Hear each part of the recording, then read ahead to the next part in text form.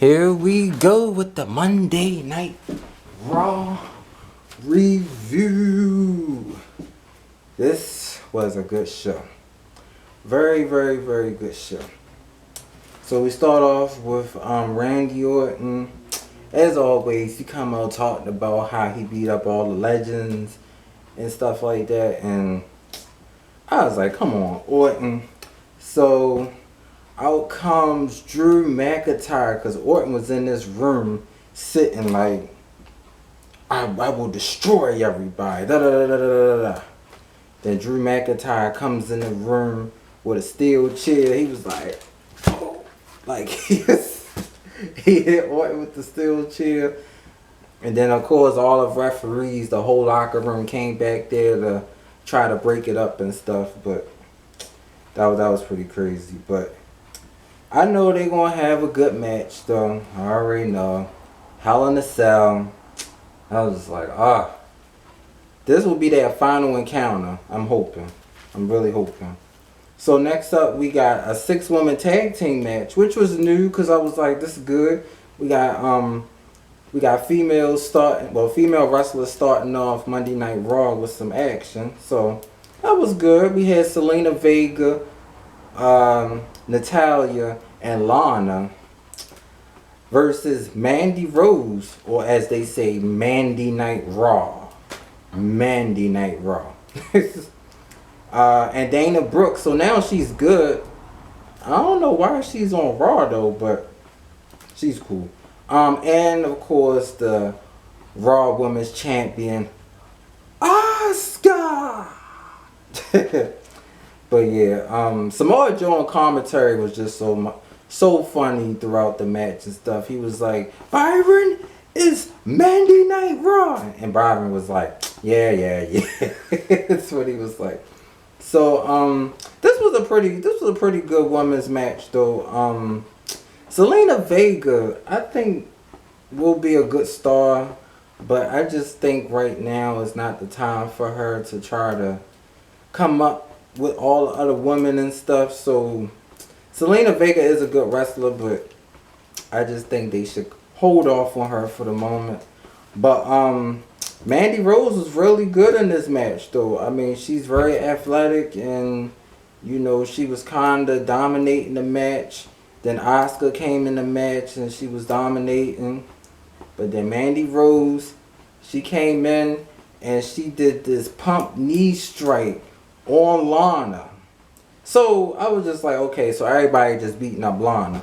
So so Mandy Rose got the victory on this match. It was a short match though. So yeah, so Mandy Rose got the victory on Lana, and I was like, that's good, because if she's trying to make it Monday Night Raw, she gotta win some matches. But I do not think that she's ready for Asuka. Not yet. Not yet. The one person that is ready for Asuka is the EST of WWE, Bianca Belair. I'm waiting for her to come. So right after that match was over, like right after, Nia Jax and Shayna come storming down the ring. And I was like, and they are the Raw Women's Tag Team Championships. Yeah, they the champions. So they came down the ring, and Shayna went one way around the ring. Nia went the other way, and they was beating up Natalya and Lana. I was like, damn. As soon as Nia grabbed Natalya here, I was like, dang, they just got out of a crazy match. So y'all know what Nia Jax big. So Nia Jax, she just threw Natalya out the way. I said, poor Lana. Lana, it was so crazy because she was trying to fight a little bit, but Shayna just threw her to Nia, and Lana was like, no, get me out of this. It was crazy. So she got backdropped into the announce table. So Nia had her on her back, and she was boom. And I was like, wow. I said, Lana gonna mess around and have a bad back for real, because you know, she getting put through tables. This like probably like the third time I seen her get put through a table. So hopefully she be okay. Next up was the Messiah, Seth Rollins, and when he come out, you know, he got that he got that crazy grin and that crazy laugh. I'm sorry, his laugh is so crazy though. So I thought he was gonna be talking, but he had a match, Rollins and Buddy Murphy versus Dominic and Humberto. So this whole little feud with the Mysterio family is just really getting out of hand. But they did have a tag team match though.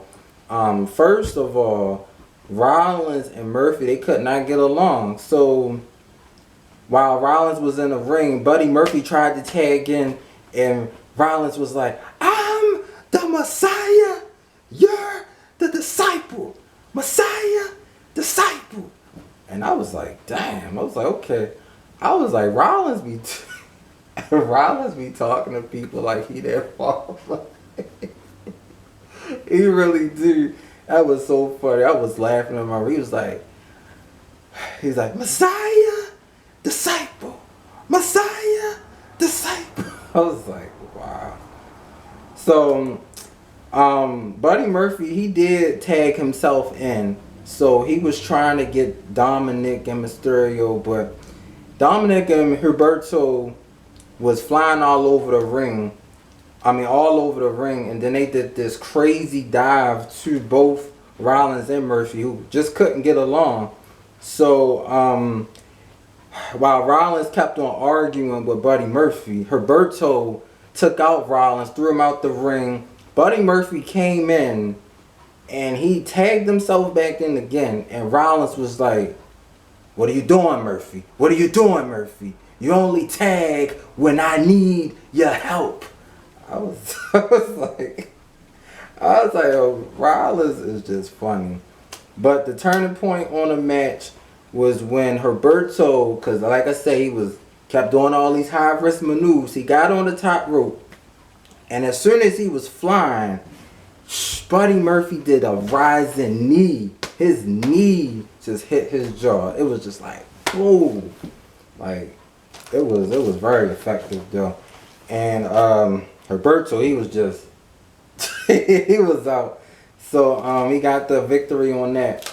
And after the match was over, Rollins was like, Buddy, where you Murphy, where are you going? I was like, yo, Rollins gonna lose his damn voice. I was like, Rollins gonna lose his voice though, y'all. I'm telling y'all, Rollins is so funny. His character is so crazy. I swear his character is crazy.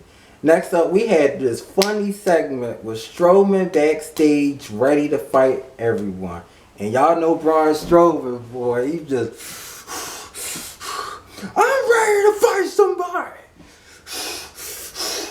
And I was just like, alright. So at first, he was like, I don't care who I gotta fight.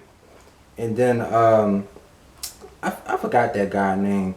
But I think he's like one of the assistants on Monday Night Raw. He was trying to find a match for Strowman. And then Strowman just took off. Like, he was just so angry. And then out comes Keith Lee. And he was like, I'll take him. I was like, okay, so we gonna get Strowman versus Keith Lee. And I was like, alright, this gonna be cool. This gonna be cool.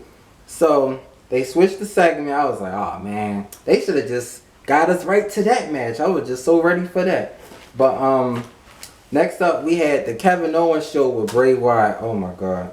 Bray Wyatt is so funny. Cause I was like, Bray Wyatt is not gonna come out to the ring with the Kevin Owens show. So first Kevin Owens, he was talking about how when the Fiend came down to the ring and did the mandible claw, and he had his hand in his, well, he had on, of course, a claw, and he just put his hand in his mouth and he just couldn't breathe, and Kevin Owens was like, he felt like he was paralyzed because, like I said, that move is very powerful. He took out Finn Balor with that move. He tried to take out Goldberg with that move. He almost took out Strowman with that move, but Strowman just overpowered the Fiend. But Kevin Owens, he just got him to the ground. So out comes Bray Wyatt, and he was like, "Hi everyone, it's me. I'm back." I was like, "Here we go with this crazy Bray Wyatt and all these gimmicks and stuff." So the funny thing about this whole segment, Bray Wyatt started singing, "What would we do without friends?" And he was like, "Kevin, I thought you were my friend. You know, friends do things for each other. You know, they care for each other. They go out, go to a movie." And then he was like, they bury people. I was like, they bury people bodies. I was like, I was like, what? I'm telling y'all, Bray Wyatt, aka The Fiend, he transformed into two characters, so he was crazy. That whole segment was just crazy. So then, right after that whole little segment was over, Aleister Black came out there and he attacked Kevin Owens, did the black mass to him, and it happened so quick. So Kevin Owens was walking up the ramp, was just about to, cause he got tired of Bray Wyatt on the screen. So as he was walking up the ramp, Aleister Black hit him from behind, and he got the black mass kick. It was just so quick. It was just like boom. He was like, I was like, I thought Kevin Owens was going to rumble down the ramp the way he fell down, but I was just like, wow, that's kind of crazy.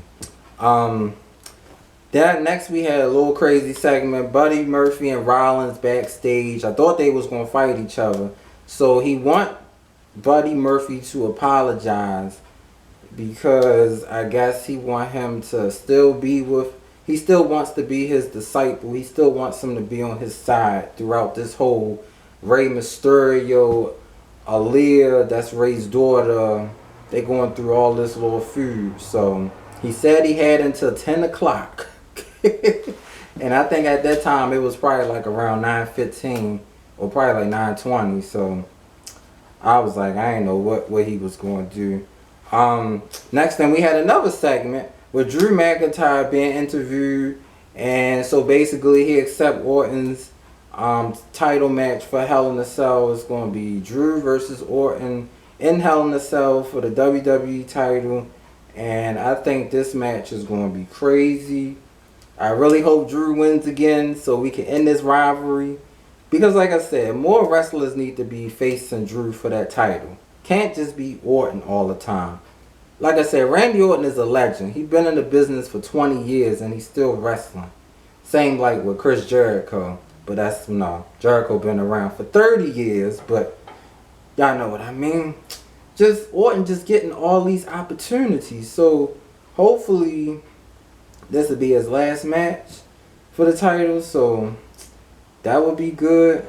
So next we had this other, y'all, this segment was, I didn't get this segment. They had the 24/7 title. So basically, R-Truth was doing this drawing board about who gonna be on the draft, and then out of nowhere, he thought it was Randy Orton, but it was Drew Gulak who attacked him, and so basically he lost his title. So they was backstage. So then a referee come, and it's this two big trash cans. So R-Truth, Drew Gulak, and I think his last name is Tozawa. They was fighting in the trash can. I was like, what in the world is this? They fighting in the trash can for a 24/7 title. This title has changed so many times.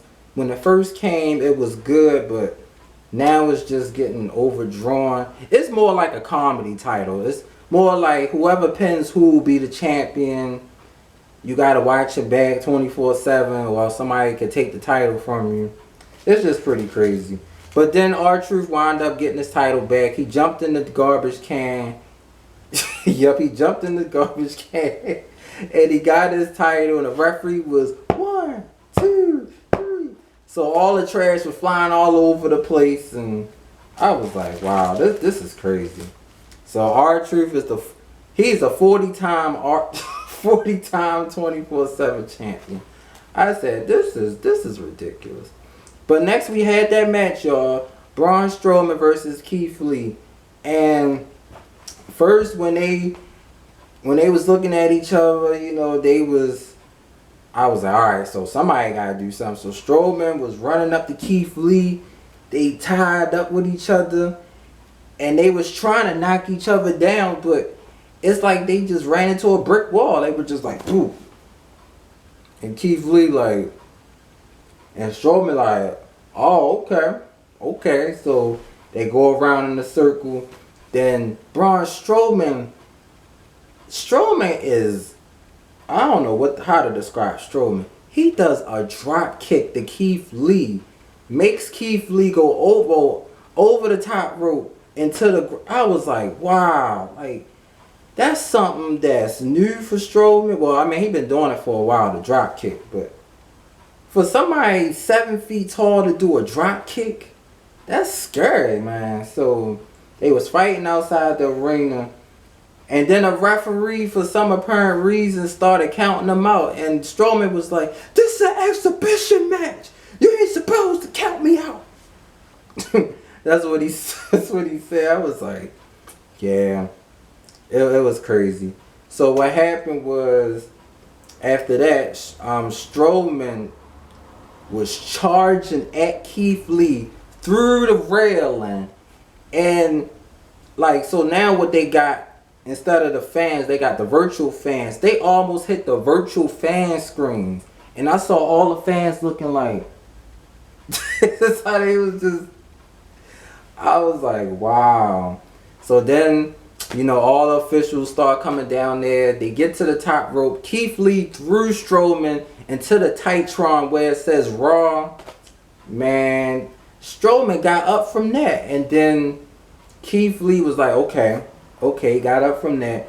Keith Lee threw Strowman through this table that's underneath of the that's by the Titantron. So they was both laid out like this. I was like, damn. And then they was like, that's it. No more fighting, that's it. I was like, man, I would like to see them go at it one more time, you know. But I guess when they dive off the stage like that, I guess that is it. But next up, we had another crazy segment. More segments tonight. We had Bianca Belair. I was like, okay. So she was playing some type of guessing game with like 3 girls, and she kept getting all the answers right. So I was like, okay, so we know that she's very smart. We know that she's strong, cause the week before she was lifting weights and in the gym and stuff. So I'm like, we need to see her in the match, because Bianca Belair is a wonderful person. She's a great talent. Comes from NXT. She had battles with Shayna. I like to see her battle Asuka. Maybe Mickie James. I don't know if she's still around, but you know, like I said, Shayna, she can go toe to toe with Nia Jax. Like, she's strong. So I don't know why they did this little segment. So it was just kind of crazy. I'm like, why are they doing this though?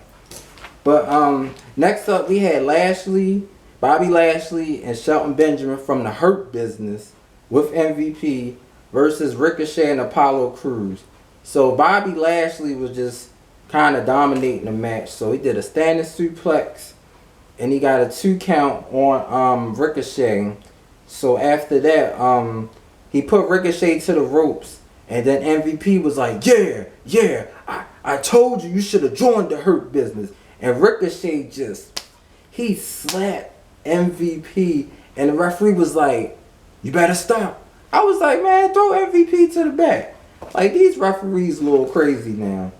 But Then Apollo, he did this spine buster on Shelton Benjamin. I was like, wow, like that spine buster was really good though. But Shelton kicked out of that. Then Ricochet, he did these 2 super kicks to Lashley. Y'all know the super kicks is so effective, but it didn't even Lashley just, he took both of them and he was still staggering, but I was like, wow, like Lashley is hard to get down. So they was trying to get him down, but then Shelton came in and he did this German suplex on Apollo Crews, and I was like, that's it for Apollo. So then Shelton Benjamin, he tagged in Bobby Lashley. Lashley, oh my God, he did this big slam on Apollo, and when they showed the replay, he wasn't even holding him. He like, it was just crazy. Like Apollo Crews was just in the air. Felt like for like 5 or 10 seconds, and then he just slammed him on the ground. And then right after that, y'all know what happened. He did that full Nelson move. So basically he got both arms around like this, and he kept squeezing on the back of his neck. And that was it for Apollo. He had no choice but to tap out. So I was like, wow, that is crazy. But, you know, Bobby Lashley, he beat him once again for probably like the 10th time. So I was like, that's it. Next up, we had Shayna and Nia Jax versus the Riot Squad for the Women's Tag Team Championship match. And I like to say Shayna and Nia will probably be the longest reigning women's tag team of all time, because like I said, Liv Morgan and Ruby Riott, it was a good match, but as the first thing they did was double team Nia Jax, which was good. They was trying to attack her knee because Nia does have knee problems, but it's just like Nia just went into like this like she went monster mode. Like she just was overpowering both of them. And Liv and Ruby Riott don't really weigh that much. They weigh probably under 200 pounds. So Nia she was just dominating both of them. So I was like, it ain't no need for Shayna to come in there. But, you know, it's a tag team. So Shayna came in there, and I'm telling you, Shayna came and she almost broke Ruby Riott's arm. Like, she had her arm like this. And it was crazy. She had her arm just like this. So her foot came down this away. And the way it looked like this part, like, it just looked like her shoulder was just about to be in separate places. Like, she could have had a separated shoulder. I was like, yeah, she might have a separated shoulder. So she just kept working on her shoulder. Nia Jax came in and made it worse. But then Liv Morgan, once Ruby Riott tagged her in, she had a lot of energy. She did a DDT on Shayna. She was trying to come back. I mean, she put her heart into it. I give her that. But once Liv Morgan was stomping on Shayna back, that made her just ruthless. It just made Shayna mad. And, you know, she had that mouthpiece in her mouth, and she punched Liv Morgan. And then Nia Jax, after Shayna punched her, Nia Jax did a headbutt on Liv Morgan, took her out. So then Shayna grabbed Ruby Riott. I'm telling y'all, these submissions is so crazy. She was already on the ground because of her arm and stuff. So she couldn't even defend herself. So Shayna just she kind of did like this arm submission, but then she grabbed her neck, and then she was squeezing her ribs and stuff, and she had no choice but to tap out. I was like, that's too much pain. Like, that's why I said Shayna and Nia Jax is going to be the women's tag team champion for a very long time. They will be. So once the 10 o'clock hour came, I just wrote the question: will Buddy Murphy apologize to Rollins or not? So at first it looked like he was, but then Buddy Murphy wasn't too sure. He just kept looking at Rollins like, I was like, is he gonna say something? So Rollins grabbed his mustache and was like, apologize, apologize. I was like, oh my God. And he kept saying that same thing I said earlier. Messiah, disciple. Messiah, disciple. I was like, yeah. And the thing that gets me is just, I know they in character, but Rollins just was like, he just slapped him and he was just like, apologize. So Buddy Murphy didn't apologize. He attacked Rollins. And then he kept hitting Rollins with that kendo stick. Like, man, that's some severe pain. Because let me tell y'all something. Dominic went through that. And I tell you one thing. That was pretty crazy. But Rollins had to take some more of those kendo shots to like his back. And then Rollins was like, buddy, please, I'm begging you. Look. He was like, look. I apologize, Aaliyah. Wherever you at, I apologize. So then Buddy Murphy was like, okay.